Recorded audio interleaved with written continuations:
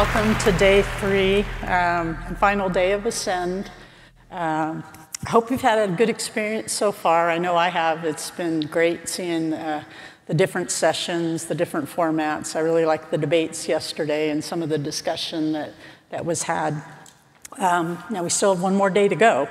And so we have a really fun macro session here this morning. But before we get started, I did want to recognize some people who have worked so hard to build the program. I mentioned them day 1, but they definitely deserve another mention. Our technical program committee has been hard at work, and they had a particularly difficult job this year with the shortened time frame of 9 months.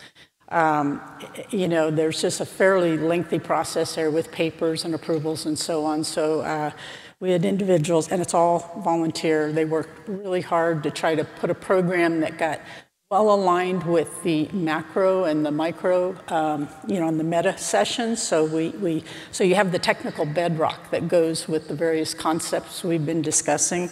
So I really want to take the time to thank that group that volunteered these last 9 months. We could not do Ascend without, their hard work. So thank you guys. I don't know how many of you are in the audience, but let's give them a round of applause.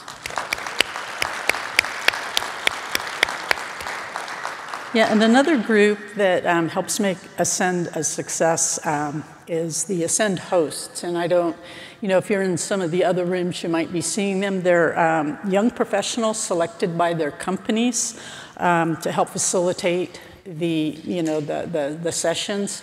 Because we have, a certain amount of staff, but it really does help to have extra hands, and it's a good experience for them to be able to see how these sessions come into place, to meet some of the people and so on. And we're very grateful for their contributions. So let's thank the hosts also.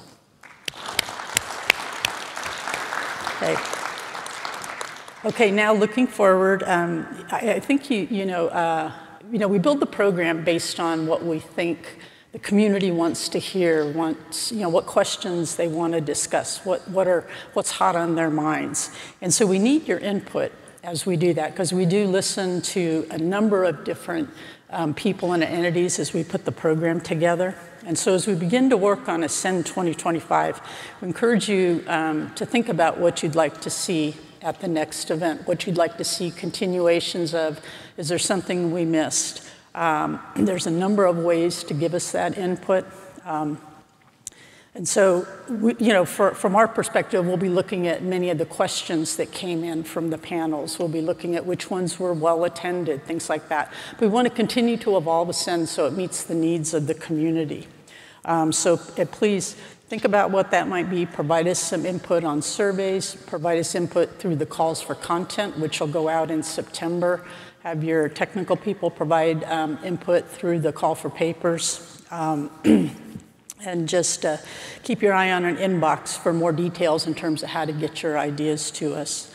We also want your feedback. As you know, we co-located the event with aviation this week, which was a change and was, with the 9-month period, certainly provided us some challenges, which we tried to meet. But we want your feedback on how the event went. We've already have things that we plan to do, to improve certain areas next year.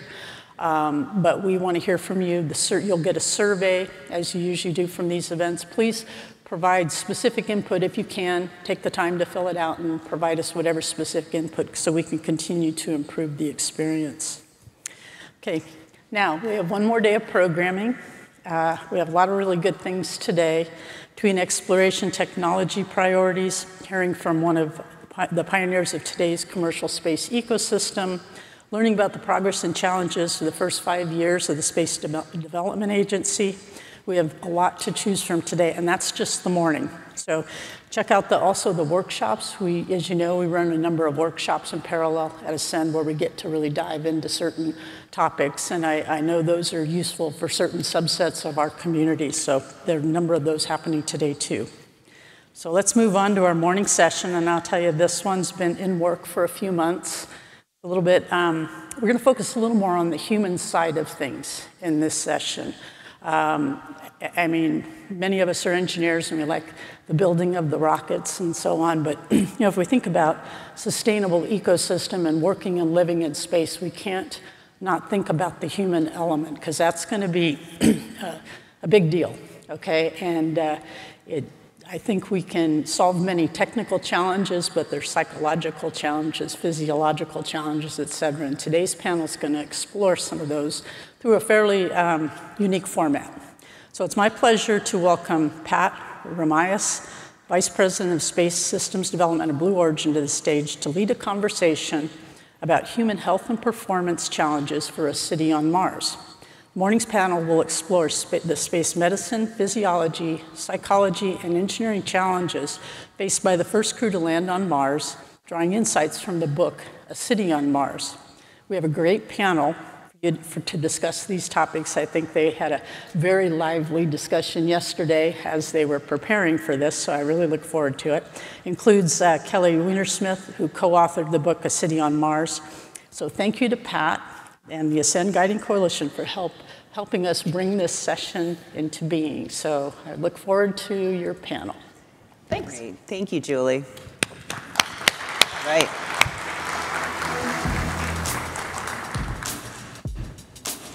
We're going to have a bit of video first that raised some of the questions that Kelly and Zach answer in the book. I don't know that we had the answers. Yeah. Address in the book. There you go.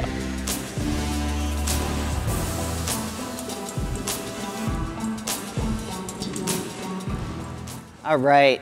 Now, this says pre-order now, but the book is most definitely available and has been for some time. So first of all, thank you all, brave, intrepid souls, for being here at 8 a.m. on the last day of a conference in Las Vegas. Thank you all for being here. And Kelly, thank you for being here and accepting our invitation to come and talk about the book. I've been kind of fangirling on this book and meeting you to talk about it. So can you tell us a little bit about the origin story of this book? But before I guess Julie introduced you. So you and Zach are co-authors, you and your husband. So tell us about the origin story of this book. Sure. So we had written a book called Soonish about emerging technologies first. Mm-hmm. And we did the research for that around 2015. Mm-hmm. And we were interviewing people from deep space industries and planetary resources about asteroid mining. And while we were writing the book, the 2015 Space Launch Competitiveness Act came out. Mm-hmm. So it looked like companies were gearing up for asteroid mining and that the legal questions were being answered. And the people at asteroid mining companies that we talked to were really excited about using those resources for settlements. Mm-hmm. And at the same time, you had SpaceX rapidly dropping the cost of launching mass to space. And then you get folks like Elon Musk saying, in the next few years, we're going to be able to land people on Mars. And in 2 to 3 decades after that, we're going to have 1 million people. So my husband and I are both excited about the idea of space settlements. And it seems like all the pieces were coming together. And if Elon Musk is saying we're going to do it in a couple years, then that must mean we figured out all the other stuff we need. And that ended up not being the conclusion that we came to. But that got us excited. So we thought we were going to write the guide to near-term space settlements, which we thought were just around the corner. And as you did the research, what became more obvious to you? In my opinion, there's a lot we still have left to learn. So, we've learned a lot about how the human body responds to space on the International Space Station and the stations that came before, but it's not super relevant to space settlements. So they're in microgravity, they're in free fall. Mars has 40% gravity, and we don't know if that's going to ameliorate all the problems that astronauts have associated with muscle wasting, bones falling, decaying and stuff like that.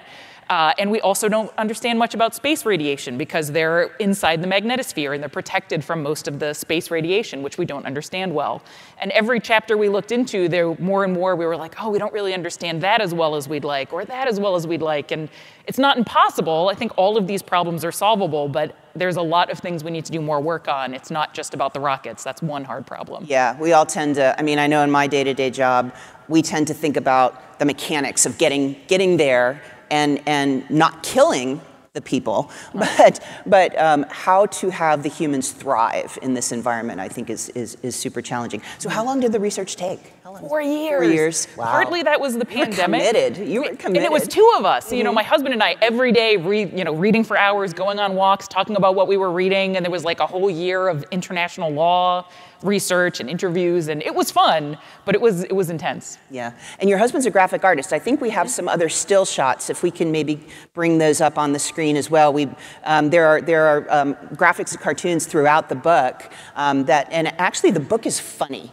If you haven't read it, it's written to be entertaining as well as educational and thought-provoking, and you created an entity called Astrid, who is your intrepid space settler, and you follow her evolution, as you address the different issues that surround space settlement. And I thought that was really clever and super entertaining. Thanks. So I enjoyed that a lot. And so what has the reaction been to this book? I mean, the book's been nominated, I think, for several awards. Yeah, it has. We've been really happy with the reaction overall, and a lot of the people who have pushed back have been pushing back in in polite ways. They differ in how risky they think something is given the data, which isn't surprising that people would look at the same set of questions and differ in how risky they think something is. Most people have been nice. A few people haven't. We've been called misanthropic communists, which I don't feel. And one person on Twitter compared the book to Mein Kampf, which was really surprising. That's harsh. Yeah, I don't think that was a reasonable critique, but for the most part, it's been accepted well, and the pushback has been polite and has started some good conversations, I think. Okay, very good. Well, that's exactly what we would like to do in our session here today, and I would encourage you all. This is going to be a fun conversation. So obviously, if you've been here, there's a way you can scan the QR code and ask questions. Please do that. Start queuing up your questions as you think about them, and we'll work to address them. But I would like now to bring out 2 more panelists that are super qualified. This is a very outstanding group of folks that we have that are going to talk with us about this book. And this is going to be kind of like a book club conversation. So we want it to be informal, and we want you guys to participate by throwing in your questions. So first I'd like to introduce Erika Nesvold. Erika is an astrophysicist who has worked as a researcher at NASA Goddard and the Carnegie Institute of Science. She is a developer for Universe Sandbox, a physics-based space simulator, co-founder of the nonprofit organization the JustSpace Alliance, and the creator and host of the podcast Making New Worlds. She is also the author of Off-Earth: Ethical Questions and Quandaries for Living in Outer Space, and co-editor of Reclaiming Space: Progressive and Multicultural Visions of Space Exploration. So, Erika, thank you. Super excited to have you. Thank you. And as well, I would like to welcome Shawna Pandya. So Shawna is a rock star here at Ascend. If you've been here, she was on like 5 events yesterday. So thank you, Shawna, for joining us again. Medical doctor, Dr. Shawna Pandya is a newly named astronaut with the International Institute for Astronautical Sciences, IIAS, the first named Canadian female commercial astronaut, and director of IIAS Space Medicine Group. Dr. Pandya was on the first crew to test a commercial spacesuit in zero gravity in 2015 and is the veteran of 10 parabolic flights, totaling over 160 parabolas to date. She is a 2-time aquanaut with the Neptune and Neptune missions and was a scientific lead on the first IIAS suborbital research flight. In 2024, she was inducted as a full member of the International Astronautical Federation's Human Spaceflight Committee and named a Kármán Pioneer. Dr. Pandya also received the Explorers Club 2022 50 Explorers Changing the World, and her work has been profiled by Nature Careers and the Royal Canadian Mint. So thank you, Shawna, for being here. Yay. Let's hear it for our panelists. Okay. So this book touches on a lot of different topics. Everything from the physiological to the psychological to the sociological and geopolitical. So it's going to be tough to cover all of this in 45-ish minutes, but we're going to try and touch on some things. So I think what I wanted to do first was to touch on the physical, right? And specifically Mars. We talk a lot about lunar, the moon as being a step to getting to Mars. But I think I'd like to focus a bit on Mars. You've already mentioned gravity, et cetera. But maybe, Shawna, we could start with you and talk about what are really some of the physical challenges, that we're facing. Some of them are pretty obvious, but some of them are kind of more nuanced. I think. Absolutely, and so I'm just going to build on what Kelly said in her opening remarks. And if you haven't read the book, I'm in the middle of it, and you use this great term, Kelly. It's not super technical, but it really encapsulates the nebulousness of everything we're trying to achieve by getting to Mars, and it's simply that human beings are squishy. And that's true physically. We are essentially moving, talking, walking bags of meat. And then it's also squishy when we try to talk about the nuances of building a society, what the legal structure should be. So getting into the nuances of the medical issues, it comes down to what we call the big five when we talk about exploration class missions. So we call it the RIDGE framework: radiation, isolation and confinement, distance from Earth, gravity, and extreme environments. So radiation, you briefly touched on, Kelly, but basically the European Space Agency's estimate is that once we're in deep space, beyond the confines of the Van Allen belts, our radiation exposure is 750-fold compared to a day on Earth. So, and consider that there's different limits for different organ systems. Our eyes, our bone marrow is more sensitive. Female reproductive organs are more sensitive. So there's that to consider when we're putting together our crew, how old they are, what gender they are, do they have a past history or even a strong family history of cancer. That all makes a difference. Coming to isolation and confinement, we think of who you would want to live in a tin can with for the better part of years. Because if you don't play nice, it's always awkward when you're voted off the Mars habitat to spend the rest of your days out in the Martian terrain. You don't want to be the one who's booted out of the airlock. When we talk about distance from Earth, this also means increasing astronauts' autonomy and their ability to diagnose and treat in situ. So depending on the conjunction of Earth and Mars, our round-trip communication delay is 6 to 46 minutes, not even mentioning the 2 to 3 week blackout period when the sun stands in between the Earth and Mars. And so, if there's a mass hemorrhage, if there's a mass casualty, if there's a cardiac arrest on Mars, you don't have time to phone back to mission control and say, hey, bud, I need you. So there's that concern. When we talk about G, Kelly, you talked about it, the altered gravity environment. So we have a 0.38 or 38% gravity field on Mars compared to Earth. So what does that mean for that 1 to 2% bone loss, that muscle atrophy? We know that astronauts up on station have a rigorous exercise regimen where they're doing 2 hours of aerobic and resistive exercise 6 to 7 days a week. So does that mean we get to negate that? Does it mean that all of the nefarious gravity adaptations that we see in microgravity, that we don't have to worry about them, that we have to worry about them less? The jury's still out on that. We need more data on partial gravity and what that means, because even if lunar gravity is enough, that is really good news for sending humans to Mars. We just need more data. It's a giant question mark. And then there's E, which is everything else, extreme environments. So we know from the data around the Apollo astronauts that lunar regolith was a potent skin, respiratory, eye irritant. We don't know so much about what to expect with the Martian regolith. We do know it contains noxious perchlorates. Mm-hmm. Is that true of all Martian regolith? That's essentially akin to going to Costa Rica and getting a single soil sample from the rainforest and saying, aha, this is what all Earth soil is made of. So we just need more data. And there's so many others, like circadian rhythms. So for context, we have this 24-hour day-night cycle on Earth. We experience one sunrise, one sunset every 90 minutes up on station, so 16 sunrise sunset cycles per 24-hour period. When we're at the lunar equator, it is 14 days of day, 14 days of night.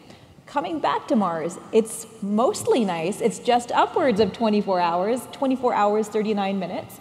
That being said, if you don't adjust to a Martian clock, you're going to get offset by a half an hour every single day to the point where you're going to be totally opposite Earth in a few weeks or a few months' time. And then you need to adapt to that, and seeing how our circadian rhythms are able to adapt to that, if they are, will be a consideration for Mars. And that's just the overview. We haven't talked about what it's like to never be able to go outside and walk and feel the grass under your feet, to see the sun, to see a blue sky, to go down the street and go to Starbucks. Like, will we establish a Mars box? So that is a lot, but that is the basic overview of all of the challenges that we face from a medical standpoint when we talk about sending these soft, squishy human beings to Mars.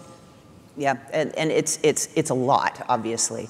And I know that to be very clear, we know that there are many, many people who are thinking about all of these things and working to address these problems. But how do we think these kinds of physical challenges, especially I think the isolation, right, the delay, right, the latency in communication between the Earth and Mars, how do those translate to psychological effects, stress and,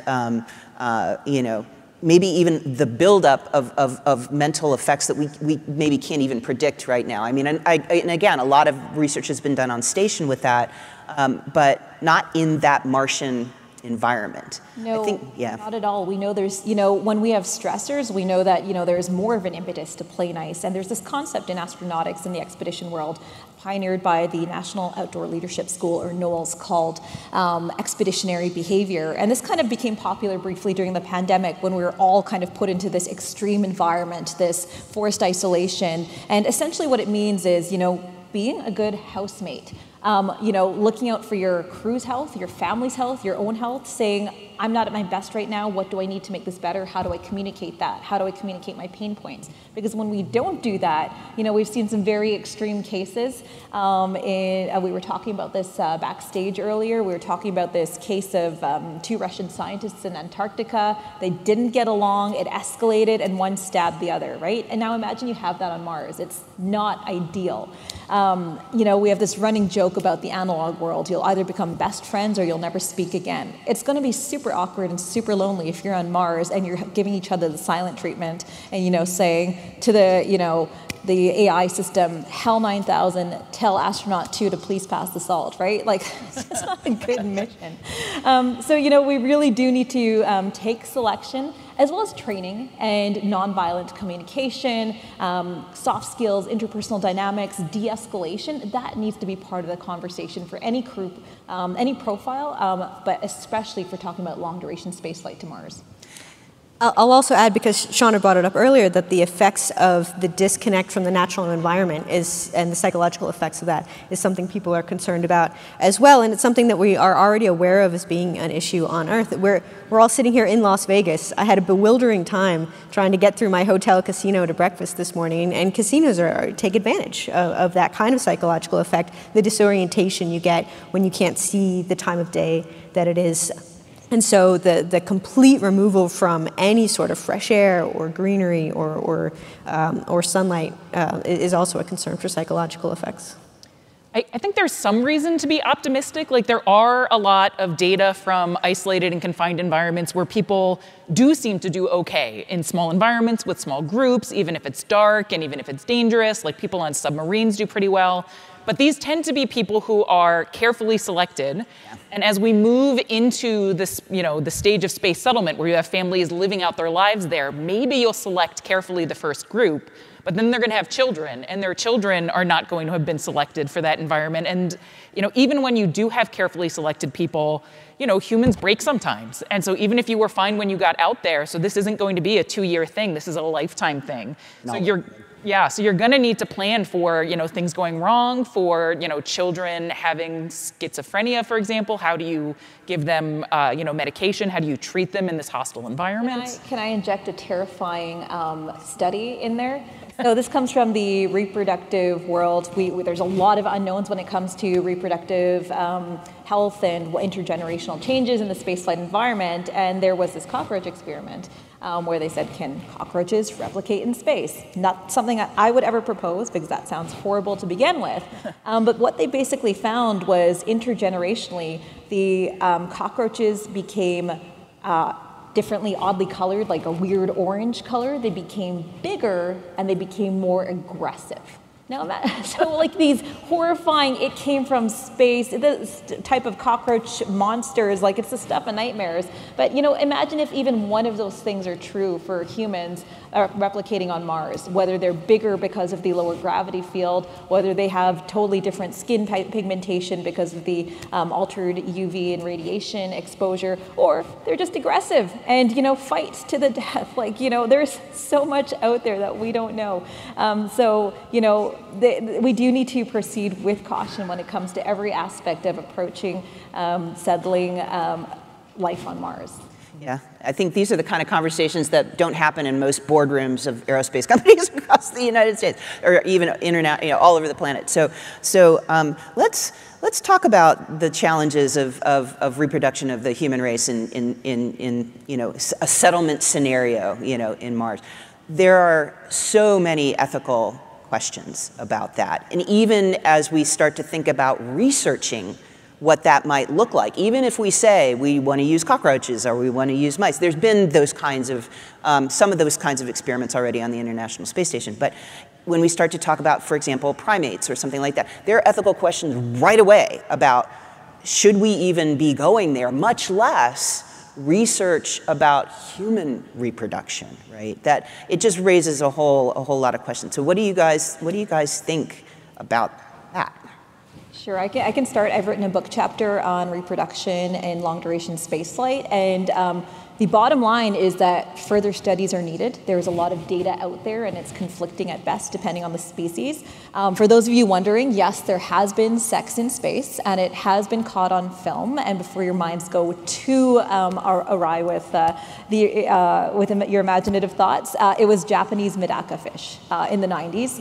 And copulation can take place, but when we talk about the whole cycle of what it means to have a healthy reproductive cycle, it's everything from interpersonal dynamics to the act of how we perform intercourse in an altered gravity environment. So by analogy, let's think about what other physical exercise we need to do in the microgravity environment en route to Mars. If we needed to perform CPR, there are guidelines for performing CPR in the zero-G environment as put forth by the European Society for Aerospace Medicine. And if you look at the diagrams, you have to strap yourself to the patient, you have to somehow attach yourself to the patient, you have to straddle them so that you can perform effective chest compressions lest you go flying across the spacecraft. So that's, doesn't take a lot of imagination to think that, we also need to think about if you're wanting to seriously propose intercourse in a altered gravity environment, there's different mechanics about that. We know that fluid mechanics are totally altered in the microgravity environment. Cohesive and adhesive properties are different. We know that about experiments with blood cohesion and surgery on mice from one of the early space shuttle experiments.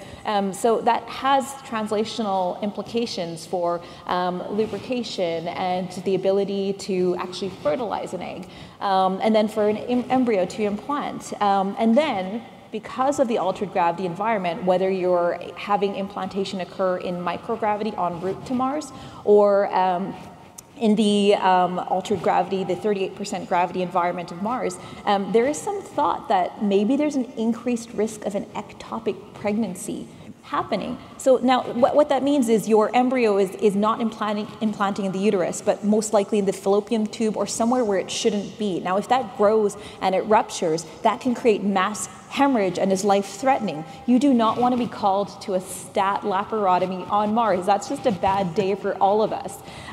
So, there's a lot of considerations. And so just to complete the talk of what the whole cycle of sexuality and relationships and reproduction looks like. So say we've passed those hurdles, then what does in utero development look like in an altered gravity environment? When we talk about labor and delivery in the 1G environment, it is terrifying, right? Things can go wrong. We need to be prepared for everything from a vacuum delivery, a forceps delivery, bad tears, mass hemorrhage, needing to go to the OR, emergency hysterectomy, emergency C-section. So that totally complicates the medical resupply of what we bring to Mars with us, because some of those medications are only useful for that specific scenario. When we talk about our medical kit for Mars, we can bring antibiotics that have multiple applications for respiratory infections, for skin infections.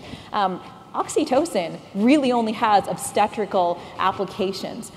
So, you know, moving past that to kind of complete the thought is, okay, we get past all of that. You know, do we have what it takes to raise a happy, healthy human on Mars? How does that neurodevelopment, how does that development take place in an increased radiation, decreased gravity environment? What does the increased system resource utilization look like? What does the increased food and water consumption look like? How does that alter crew dynamics?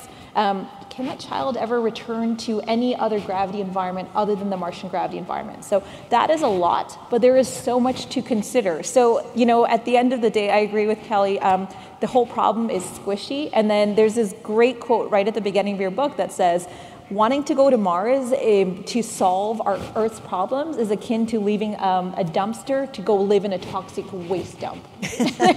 there's a lot there. So, you know. There's a lot there.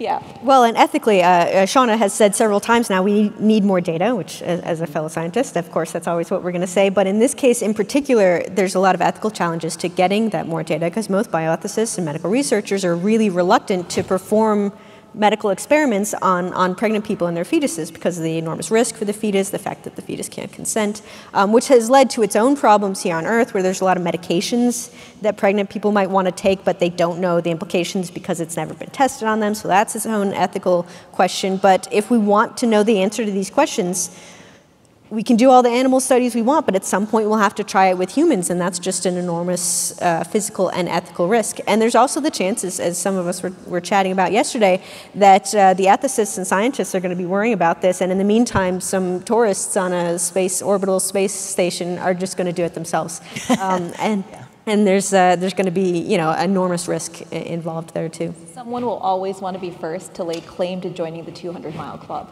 Yeah. Exactly.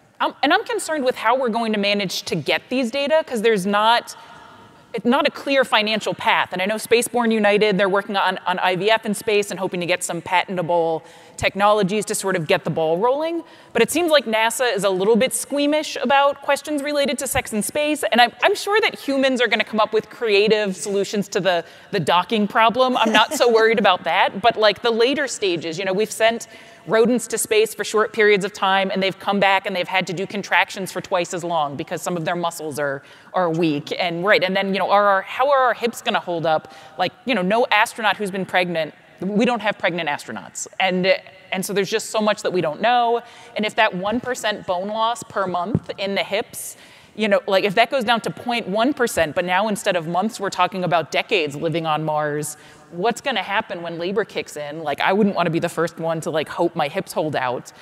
So it's hard for me to imagine how we're going to get that information, but I hope that people start working more on these problems and we get over our squeamishness because we lose a lot of women on Earth to problems like hemorrhaging in areas like sub-Saharan Africa.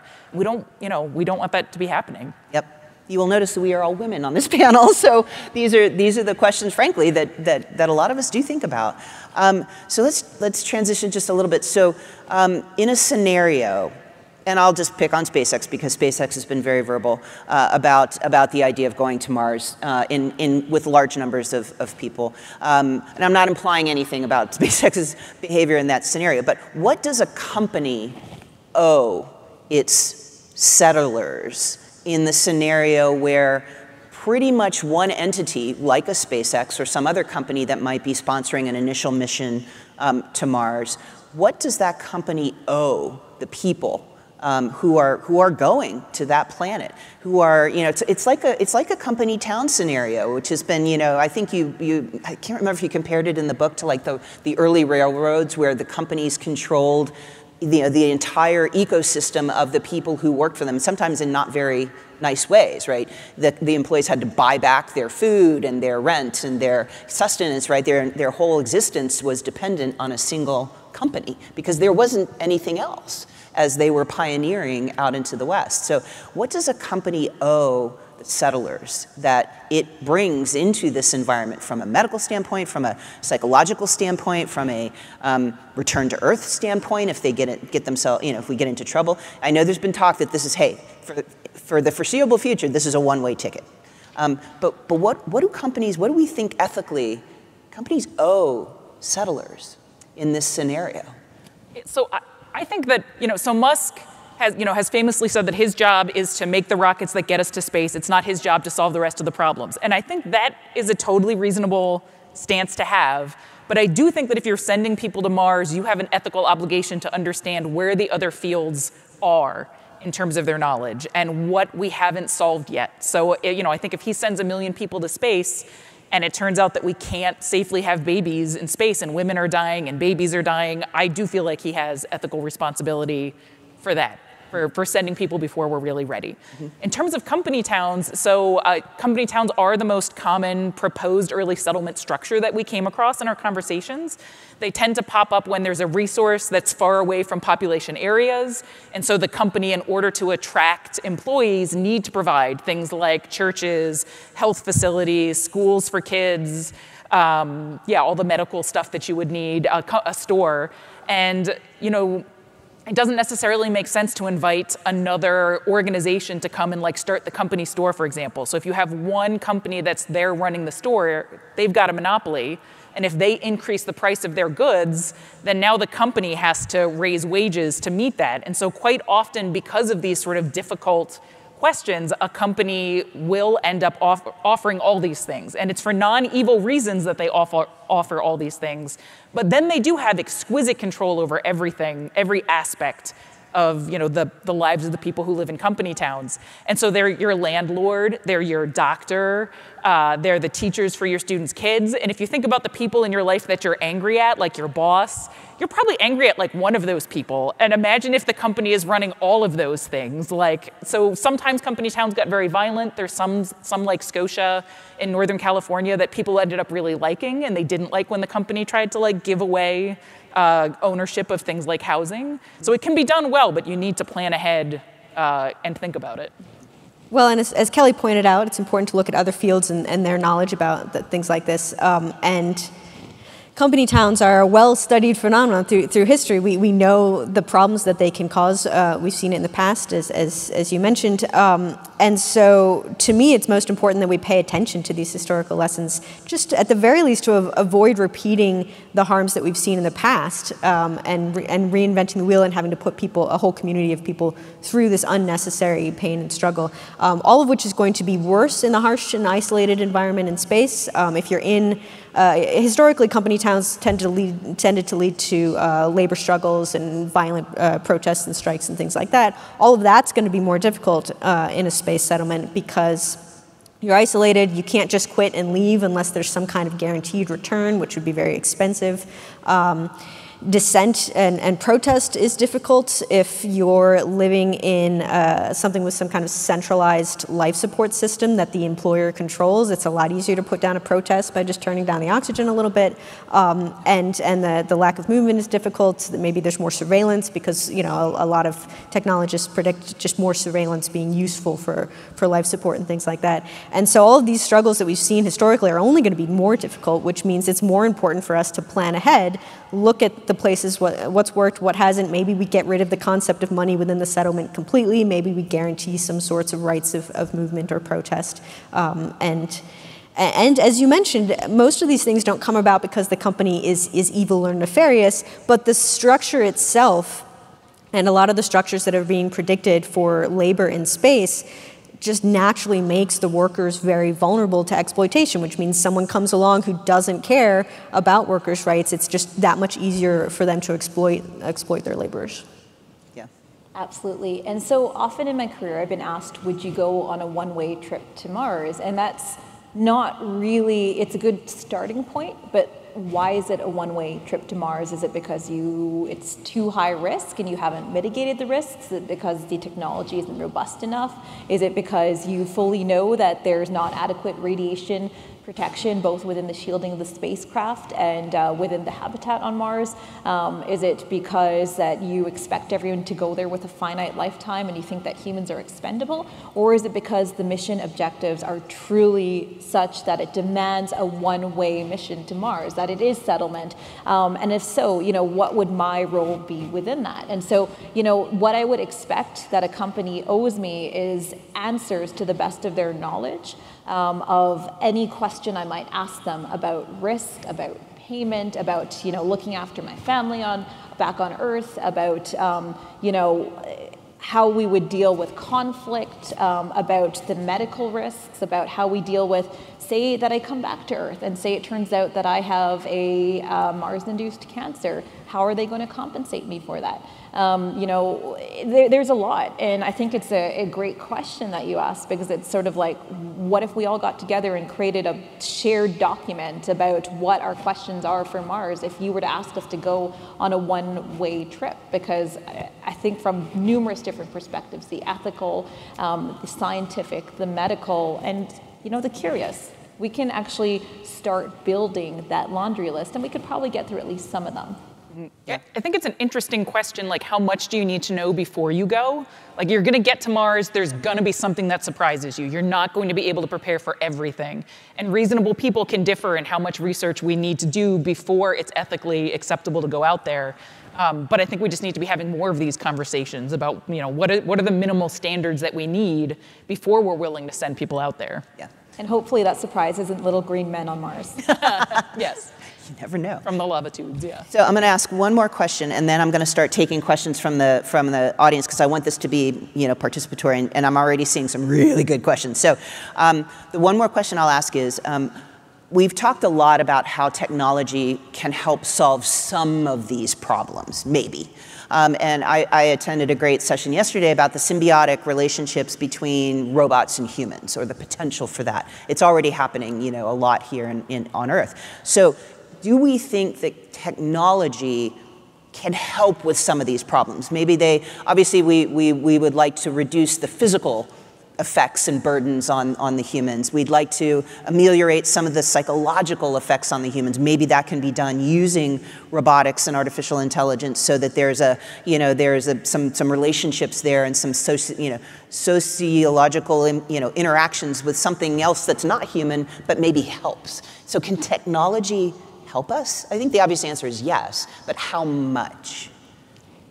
Sure, I can start. A lot of my career is related to health technology and developing as such. And anyone who out there is an entrepreneur who works in especially the health tech space knows that there's an entire graveyard of great innovation out there, simply because user context wasn't taken into account. And there's that saying, don't do it for me without me. And so one key analogy in Canada, where I live, there's this impetus to prioritize innovative health technology, both to support astronaut health, but also to support remote and rural healthcare, where up to 17 to 20% of Canadians live, so they don't have access to a tertiary care hospital. And so that being said, there's so many great innovations that are developed without taking into account the context of what it means to live rural and remote, to not have robust internet or robust communication structure, where it can still be on the order of hours before you can get a medevac. Sometimes you can actually get to definitive medical care quicker from the ISS than you could from northern Canada. So when you don't talk to the user who, or the communities that will be using your technology, you risk ending up having a ghost technology that just goes somewhere to die. And so when we talk about challenges for Mars, well, this will be a whole new generation of user, but you do want to talk to the person on Mars who will talk to you about their applications, add context about what it's like to use something in an altered gravity environment. We can probably get away with creating a lot heavier equipment as long as the transport and mass costs en route to Mars aren't an end or aren't a cause for canceling bringing something to Mars.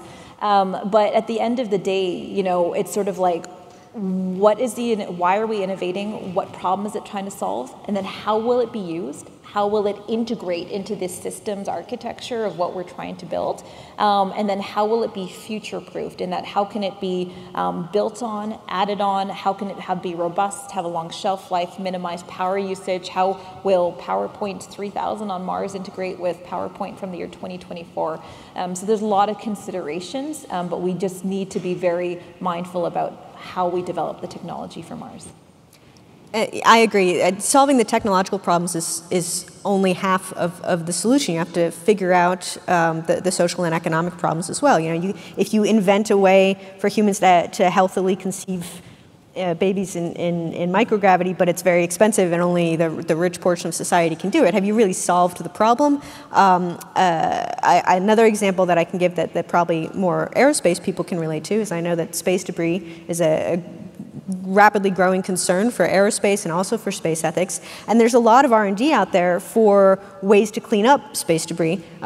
Lots of very interesting little visualizations you can see in different companies who are pursuing this, but solving that technological problem doesn't just magically get rid of all of our space debris. We also have to figure out who's going to pay for it. What does the law say? How do we enforce that? How do we economically incentivize companies to not produce space debris in the first place or to deorbit sooner? And so you have to solve both sides of the problem. And that doesn't mean that technologists have to solve society's problems at the same time that they're doing R&D, but you need to acknowledge that you're only solving part of the problem.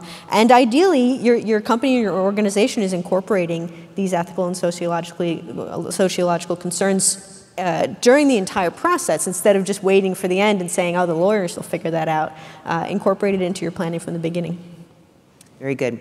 All right, I'm going to start to take some questions. And we're going there in this session, so I'll take the top question, the most voted question so far in the session. Is it rational to place the future of human space exploration and our national defense on the whims of 2 billionaires? And I should probably recuse myself from this question because I work for Blue Origin.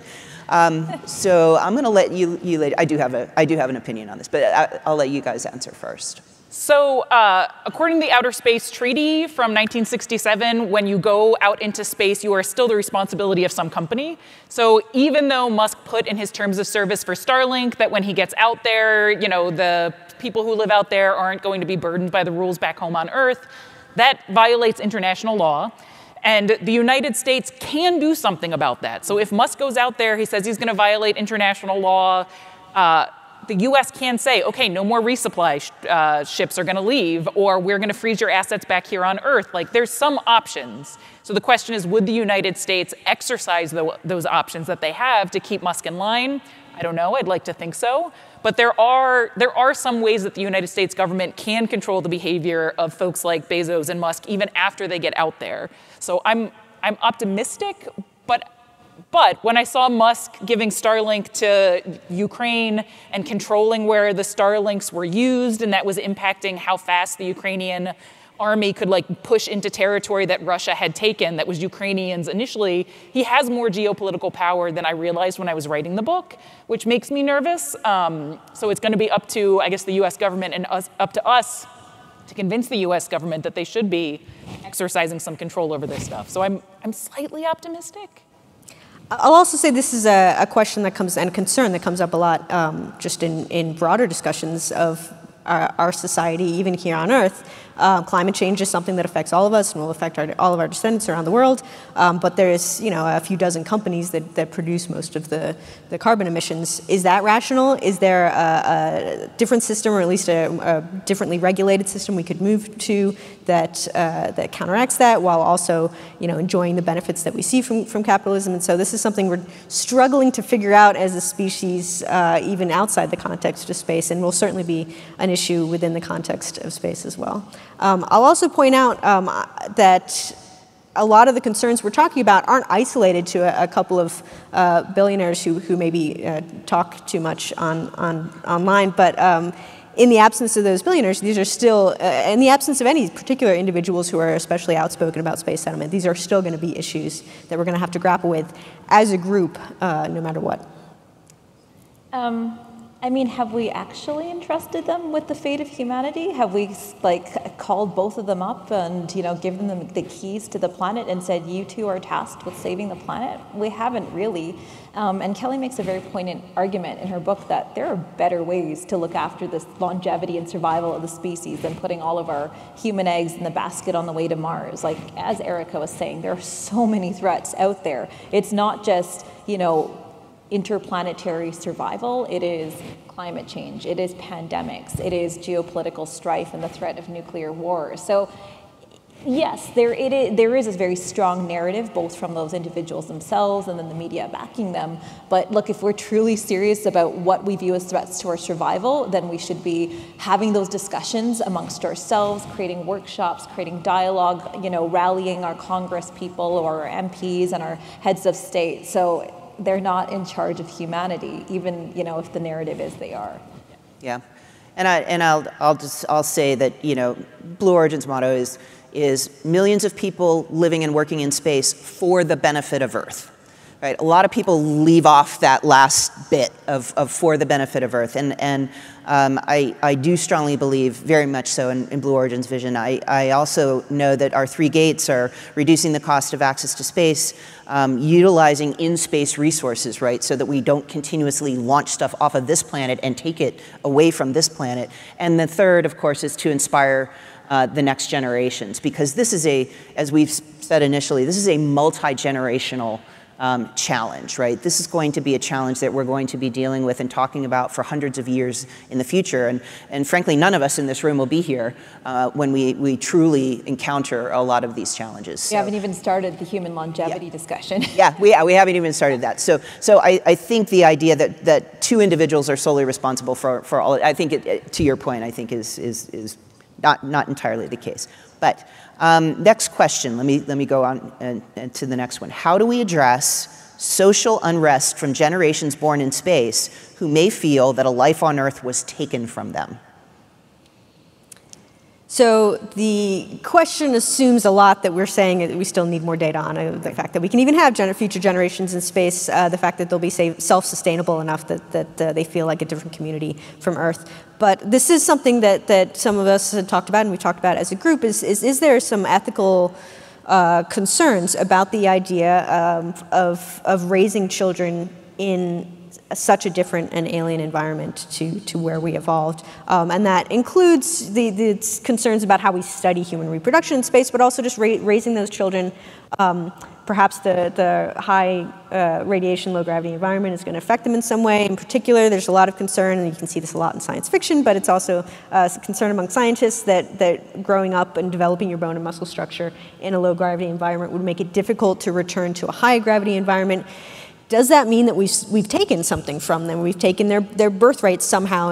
If we make choices for them, that means that they'll never be able to return to Earth. Possibly, they won't care because Earth is passé and all the cool kids live on Mars.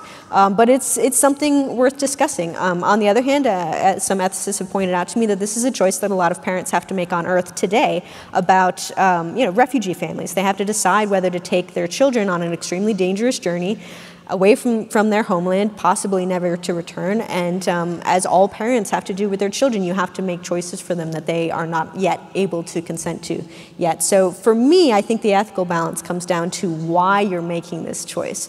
Do you think that you are providing a better life for your children in space and their descendants, or are you just doing it because you want to live in space and they just have to come along? And there's some cases that are justified. Say mother and father are both known high-risk carriers of a high-risk genetic condition that is autosomal dominant, and guaranteed their child will have this high-risk condition. Even here on Earth, like, is it fair to go ahead and have a child who will also have a same debilitating condition?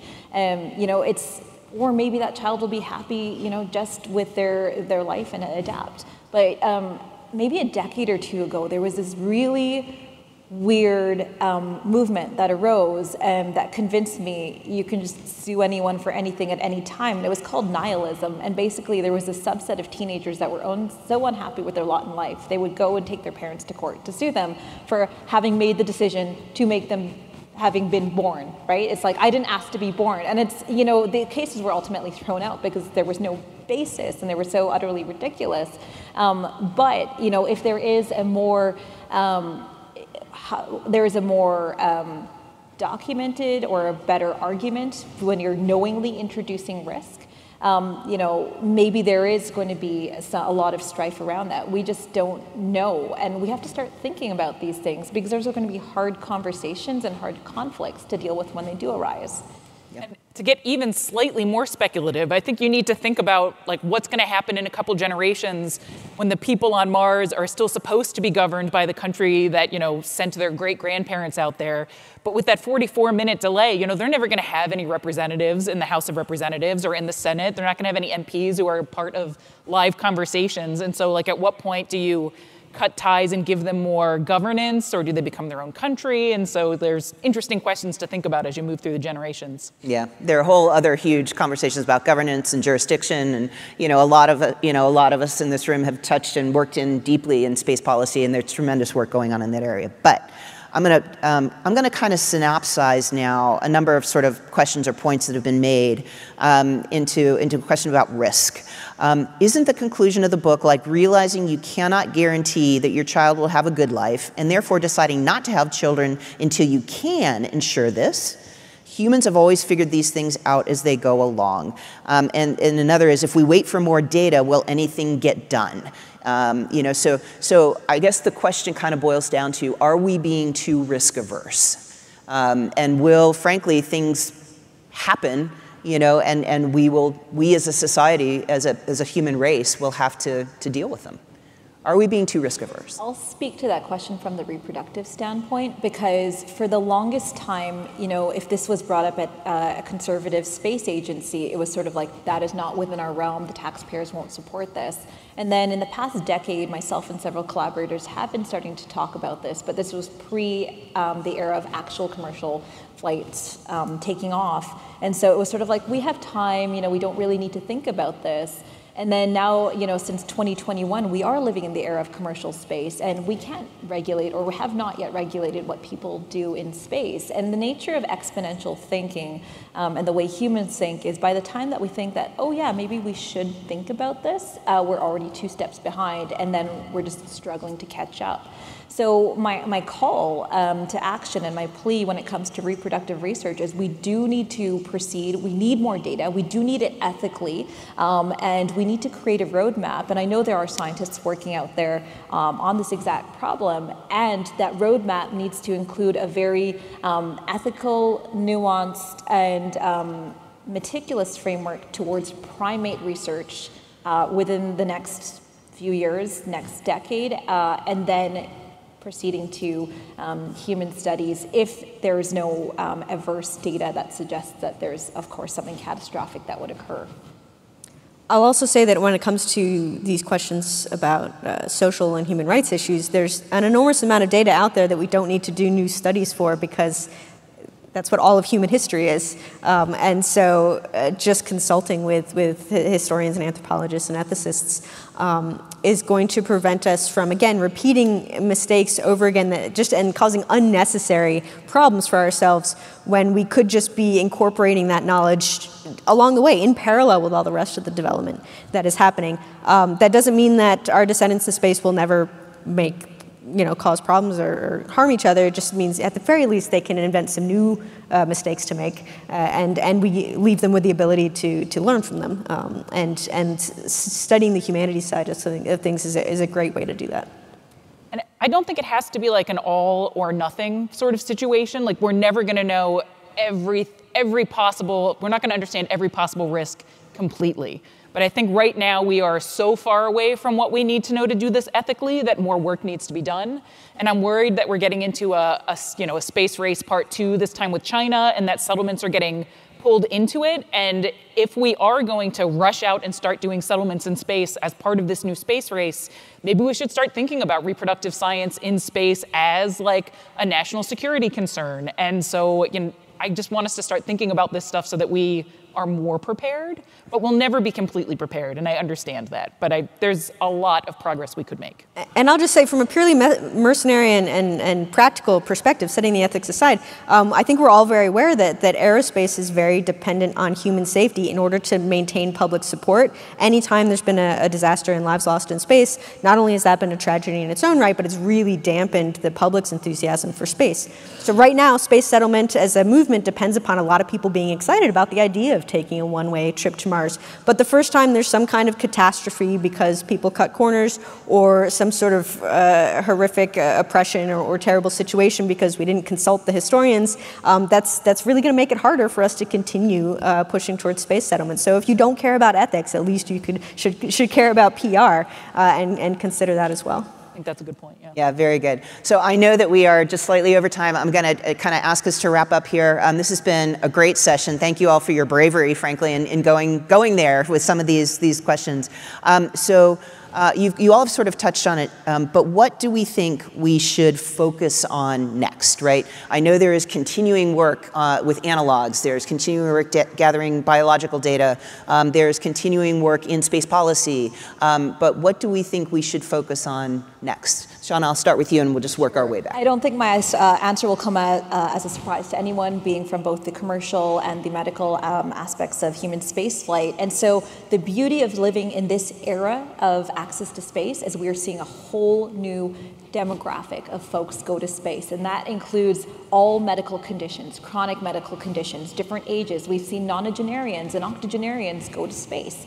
And so that data, and starting to build up that data and build up a collective database, and most importantly, make it widely accessible amongst scientists. The NASA Open Science Data Repository is doing great work with that. So doing so in a very organized and very poignant fashion, such that we can create a shared knowledge aspect of what all of humanity does in space, not just a very healthy subset that has been 88% male to this point.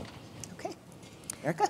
So a lot of the work I do is really speculative, thinking about these far future settlements and what might go wrong there. But we're in the early days of space settlement now, and the values that we perpetuate in our organizations and our activities in space now are going to perpetuate forward through in time. So what I always advise people is to look at your own organizations and how they're interacting with space ethics and today's space ethics issues. Things like the space environment, or orbital space debris, environmental issues around space launch centers. If you're worried about labor rights on Mars in the future, look at the labor rights and how your workers are being cared for or exploited in your companies today, because both those legal structures and just the cultural values that you maintain in your space organizations are going to be going forward into the future along with your technological designs. Very good. And Kelly, you started this conversation, so I'll let you wrap it up. I think it's hard to pick just one thing, but I think reproduction is probably, to me, I mean, settlements rely on reproduction so much. You don't have a settlement if you don't have the creation of generations. Mm-hmm. And I think we just really need to figure out how safe that's going to be and how that's going to work. Very good. All right, we are going to call it. I encourage you all to keep thinking about these things. Please keep these conversations going. These are important issues for the future and for future generations to be thinking about as well. And thank you all for your work in these areas, because there are many, many, many people who are working in all of these areas, and we really appreciate it. So thank you all. Thank you to this great panel, and enjoy the rest of your time at Ascend. Thank you.